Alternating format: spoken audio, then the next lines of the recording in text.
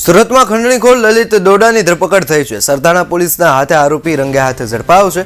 પોલીસે લલિત દોડાની ધરપકડ કરી છે અને રિકન્સ્ટ્રક્શન કર્યું છે। લલિત દોડા અને અલ્પેશ દોડા સામે ફરિયાદ નોંધાઈ હતી, ત્યારે કામરેજના હોટલ માલિક પાસે ₹5 લાખની ખંડણી માંગી હોવાની ફરિયાદ હતી। શું અપીલ કરવા માંગો છો?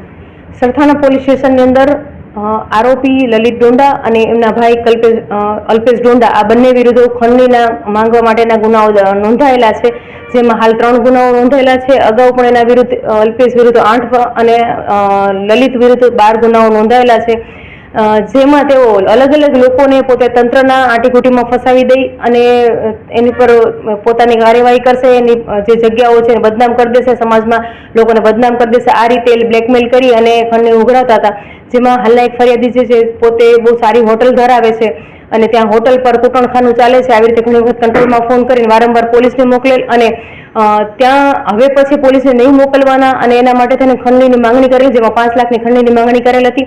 અને એ ઉપરાંત એક જગ્યાએ પોતે પાર્કિંગ જે ચલાવે છે, પાર્કિંગ તમારું ગેરકાયદેસર છે, એસએમસીને જાણ કરી દેશું અને આ નહીં કરવા માટે થઈ અને એમની પાસેથી ખંડણીની ઉઘરાણી કરેલ।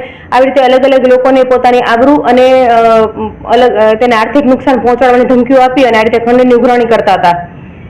વિશેષ આપ શું કહેવા માંગો છો કે ભાઈ આ લોકો બીજા કોઈ આ ઉપરાંત અમને જાણવા મળેલ છે કે અલગ અલગ ઘણા લોકો પાસે આ રીતે ખંડણીની માંગણી કરેલ છે, પણ લોકો ડરના કારણે પોલીસ સ્ટેશન સુધી આવતા નથી। એટલે લોકોને એક એવી અપીલ કરી છે કે આવી કોઈ તંત્રની આંટીઘૂંટીની બીક બતાવીને જે આ રીતે ખંડણીની ઉઘરાણી કરે છે એનાથી ડરી નહીં અને પોલીસ સ્ટેશન આવી અને પોતાની ફરિયાદ